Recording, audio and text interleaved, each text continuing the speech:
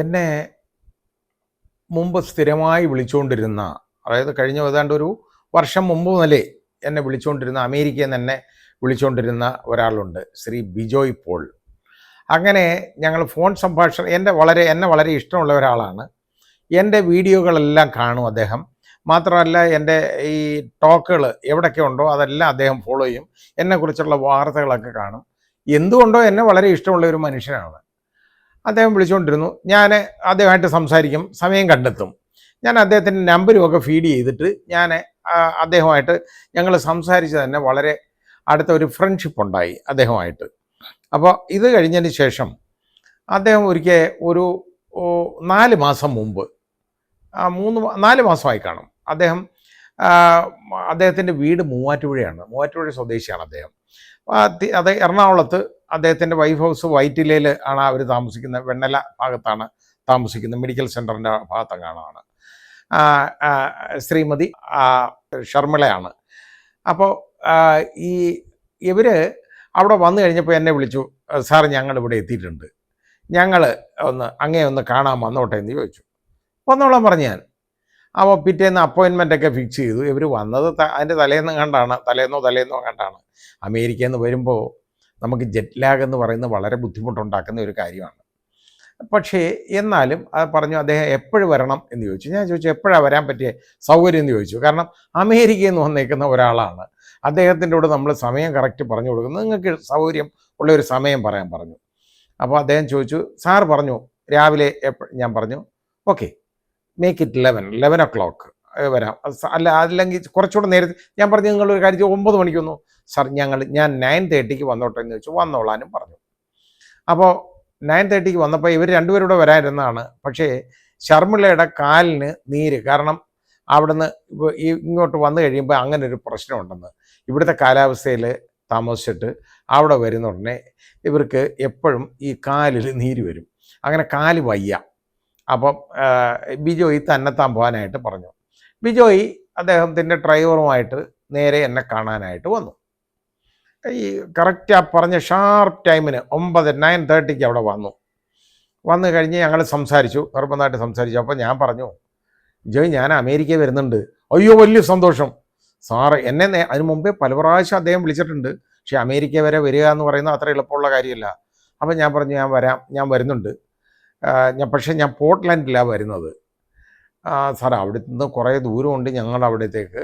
എന്തായാലും sir America വരെ വരുമല്ലേ, ഞങ്ങൾക്ക് വലിയ ആഗ്രഹമുണ്ട്, ഞങ്ങളുടെ വീട്ടിൽ ഒരു ദിവസം ഒന്ന് കഴിയണം. അപ്പോൾ ഞാൻ ആലോചിച്ചിട്ട്, അപ്പോൾ ഞാൻ അപ്പോഴത്തേക്ക് ടിക്കറ്റൊക്കെ പിന്നെ ബുക്ക് ചെയ്ത് കഴിഞ്ഞപ്പോൾ ഞാൻ ആലോചിച്ചു. ഞാൻ പറഞ്ഞു, ബിജോയ് ഞാൻ വിളിച്ച് പറയാം, ഞാൻ വരുന്നുണ്ടെന്നായാലും എൻ്റെ ആ ട്രാവൽ ഇറ്റിനറി ഞാൻ വിളിച്ച് പറയാം എന്ന് പറഞ്ഞു. അങ്ങനെ ഞാൻ ഈ ടിക്കറ്റൊക്കെ ബുക്ക് ചെയ്ത് കഴിഞ്ഞിട്ട് ഞാൻ ബിജോയെ വിളിച്ച് പറഞ്ഞു, ബിജോയ് ഞാൻ ഇത്രാം തീയതി വരും, അവിടെ വരുന്നുണ്ട്. ഏതായാലും നിങ്ങൾ വാഷിങ്ടൺ DC ഞാനിവിടുന്ന് പോർട്ട്ലാൻഡിൽ നിന്ന് ഞാൻ അങ്ങോട്ട് വരാം. അപ്പോൾ വരിക എന്ന് പറഞ്ഞു കഴിഞ്ഞാൽ അവിടെ വരുമ്പോൾ എനിക്കവിടെ കുറച്ച് കാര്യങ്ങൾ കാണാനുണ്ട്. അയ്യോ അതെല്ലാം ഞാൻ ശരിയാക്കിക്കൊള്ളാം എന്ന് പറഞ്ഞു കേട്ടോ. കാഴ്ചയുടെ കാര്യം ഒന്നും സാറ് വിഷമിക്കണ്ട, എല്ലാം ഞാൻ ശരിയാക്കിക്കൊള്ളാം എന്ന് പറഞ്ഞു. ശരി, ഞങ്ങൾ അപ്പോൾ നിർബന്ധമായിട്ടും ഇത് പോകണമല്ലോ. ഞങ്ങൾ 2-ാം തീയതി, ഈ കഴിഞ്ഞ 2-ാം തീയതി വെളുപ്പിനെ ഇവിടുന്ന് ഒരു 5 മണിക്ക് വീട്ടിൽ നിന്ന് ഇറങ്ങി. എൻ്റെ ഫ്ലൈറ്റ് അവിടുന്ന് 8 മണിക്കാണ്. പോർട്ട്ലാൻഡിൽ നിന്ന് ഇവിടുന്ന് ഒരു 3/4 മണിക്കൂർ കൂടുതൽ ഡ്രൈവ് വേണം. ഞങ്ങളെ അവിടെ കൊണ്ടുവിട്ടു, അനിയത്തിയും കൂടെ കൊണ്ടുവിട്ടു. ഞങ്ങൾ രണ്ടുപേരും കൂടെ അവിടെ ഈ പോർട്ട്ലാൻഡിൽ എയർപോർട്ടിൽ ചെന്നിട്ട് അവിടുന്ന് നേരെ കയറി. ഇത് പോർട്ട്ലാൻഡിൽ ആ ഫ്ലൈറ്റിൽ കയറി. അത് അലാസ്ക എയർലൈൻസ് ആണ്. അത് ഷാർപ്പ് ടൈമിന് 8 മണിക്ക് തന്നെ അവിടുന്ന് എടുത്തു.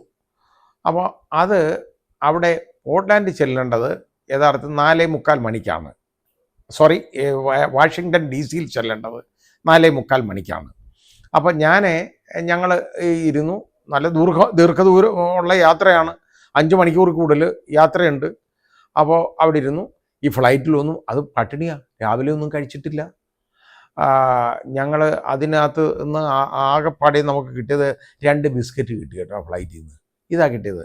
അതും കുറച്ച് വെള്ളവും കിട്ടി കുടിക്കാൻ. തീർന്നു. ഞങ്ങൾ അതുമൊക്കെ കുടിച്ചുകൊണ്ട് ഇരുന്നു. അവിടെ ചെന്ന് അവിടെ ഇറങ്ങി. ബത്തപ്പാടൊന്നുമില്ല. അവിടെ നിന്ന് ചെന്ന് കഴിഞ്ഞിട്ട് നേരെ അത് നമ്മൾ ആ ഫ്ലൈറ്റ് അത് ബസ് വേണ്ടി വന്നു.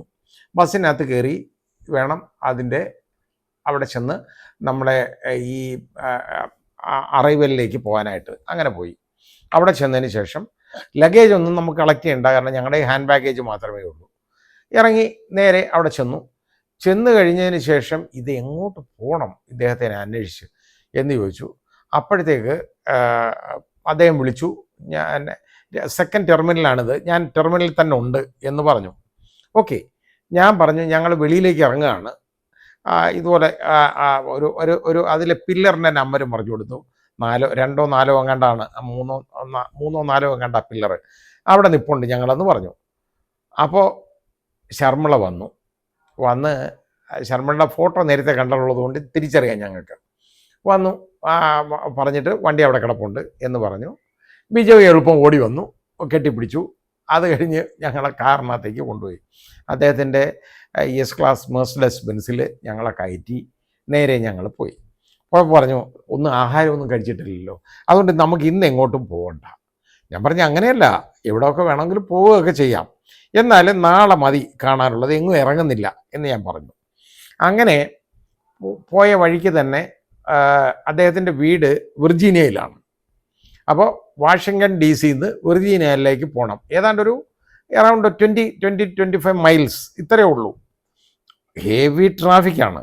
ഞാൻ നേരത്തെ പറഞ്ഞ പോലെ ഞങ്ങൾ 4 പേരുള്ളതുകൊണ്ട് ഞങ്ങൾ രക്ഷപ്പെട്ടു. കാരണം ലെഫ്റ്റ് എക്സ്ട്രീം സൈഡിലെ ആ വഴിയിലൂടെ, ആ പാതയിലൂടെ ഞങ്ങൾക്ക് എക്സ്പ്രസ് വേ ആണ്, അതിലൂടെ ഞങ്ങൾക്ക് ഇഷ്ടമുള്ള സ്പീഡിൽ പോവാം. ബാക്കിയുള്ളവരൊക്കെ വണ്ടി കെട്ടിക്കിടക്കുകയാണ് അവിടെ ആ സമയത്ത് നോക്കുമ്പോൾ. അപ്പോൾ ബാക്കി ഉള്ള ഭാഗത്തൊക്കെ ഞങ്ങൾക്ക് നേരെ വളരെ സുഖകരമായ യാത്ര ഞങ്ങൾ പോയി അവിടെ ചെന്ന് അതായത് നേരെ ഈ പറയുന്ന അദ്ദേഹത്തിൻ്റെ സ്ഥലത്ത് വിർജീനിയയിൽ അദ്ദേഹത്തിൻ്റെ വീട്ടിലേക്ക് എല്ലാം ഒരു വളരെ വലിയൊരു വീട് കേട്ടോ. വലിയൊരു വീട് മാത്രമല്ല, റോഡിൻ്റെ വളരെ പ്രോമിനൻ്റ് പാർട്ടിലാണ് ആ വീട്. അവിടെ ചെന്ന് അങ്ങോട്ട് കയറി അതിനോട് ചേർന്ന് അതിൻ്റെ 3 വശവും റോഡാണ്. ആ പ്ലോട്ടിൻ്റെ ഒരിടത്ത് മാത്രമേ ഉള്ളൂ മറ്റ് പ്രോപ്പർട്ടിയായിട്ട് ബന്ധപ്പെടുന്നത്. ആ പ്രോപ്പർട്ടി എന്ന് പറയുന്നത് തന്നെ ഗവൺമെൻറ് ലാൻഡാണ്. അപ്പോൾ അദ്ദേഹത്തിന് വളരെ സെക്ലൂഡഡ് ആയിട്ട് കഴിയാവുന്ന ഒരു പ്ലോട്ടാണത്. വളരെ രസകരമായ നല്ല രീതിയിൽ കൺസ്ട്രക്റ്റ് ചെയ്തേക്കുന്ന ഒരു വീട്. അവിടെ ഞങ്ങളെ കൊണ്ടുചെന്ന് ഞങ്ങൾ അവിടെ ചെന്ന് വീടിനകത്തേക്ക് കയറിയപ്പോൾ അദ്ദേഹം അങ്ങ് ധൃതി കൂട്ടുക, ഷർമി ഇവർക്ക് ചെന്ന ഉടനടി ആഹാരം കൊടുക്കണം. ഞങ്ങൾ പട്ടിണി ആയതുകൊണ്ട് എനിക്കിത് ശീലമാണ്. യാത്രയിൽ ഞങ്ങൾ ഫുഡെന്ന് പറയുന്ന ലീസ്റ്റ് പ്രയോറിറ്റിയാണ് ഞങ്ങൾക്ക്. ഇത് സ്ഥിരമല്ലേ, കാരണം ഞാൻ ഈ ഫുഡിനെ കുറിച്ച് ആലോചിക്കാറില്ല. വല്ലതും കിട്ടിയാൽ കഴിക്കും, ഇല്ലെങ്കിൽ ഇഷ്ടമുള്ളപ്പോൾ കഴിക്കും, അത്രയേ ഉള്ളൂ. ഞങ്ങൾ അവിടെ ചെന്നിട്ട് അദ്ദേഹം ഈ കാറ് പോർച്ചിലോട്ട് കയറ്റി നിർത്തി. ഞങ്ങൾ അവിടെ ഇറങ്ങി. അപ്പോൾ എല്ലാം ഓട്ടോമാറ്റിക് സിസ്റ്റം ആണല്ലോ, പോർച്ചൊക്കെ തുറക്കുന്നതും കാറിനകത്ത് നിന്ന് തന്നെ റീഡ് ചെയ്ത് അത് തുറക്കും. അതിന് വീടിനകത്ത് കയറി അപ്പം പറഞ്ഞു, സാർ അത് ഞങ്ങളുടെ മുകളിലാണ് ബെഡ്റൂം കേട്ടോ. അപ്പോൾ ആദ്യം ഒന്ന് പോയിട്ട് ഒന്ന് ഫ്രഷായിട്ട് തിരിച്ചു വരാം. അത് നല്ലതായിരുന്നു, കാരണം എനിക്കൊന്ന് കുളിക്കണം, അത്രയേ ഉള്ളൂ. ഞാനവിടെ പോയി നേരെ ചെന്ന് അവിടെ ബെഡ്റൂമിൽ ചെല്ലുന്നു. അവിടെ ചെന്നപ്പോൾ എന്താണെന്നറിയോ, ഇവരുടെ മാസ്റ്റർ ബെഡ്റൂമാണ് ഞങ്ങൾക്ക് തന്നേക്കുന്നത്. ഞങ്ങൾക്കതൊരു വിഷമം ആയി. കാരണം ഒരു വീട്ടിൽ വന്നിട്ട് നമ്മൾ അവരെ ഒരു ശല്യം ചെയ്യുന്ന പോലെ ആയിപ്പോകുമല്ലോ എന്ന്. ആ മാസ്റ്റർ ബെഡ്റൂം എന്ന് പറയുന്നത് ഞാൻ 7 സ്റ്റാർ ഹോട്ടലിൽ താമസിച്ചിട്ടുണ്ട്, അതിലും കുറേ കൂടെ മെച്ചമാണ് എന്ന് തന്നെ പറയാം.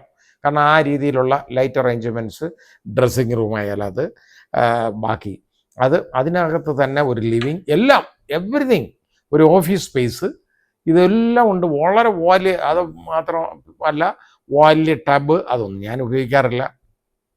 പിന്നെ ടോയ്ലറ്റ് സെപ്പറേറ്റ്, അതുപോലെ തന്നെ നല്ല ബാത്റൂം പ്രത്യേകം, എല്ലാ സൗകര്യങ്ങളുമുള്ള ഒരു സ്ഥലം. ശേഷം അടുത്തത് പറയാം.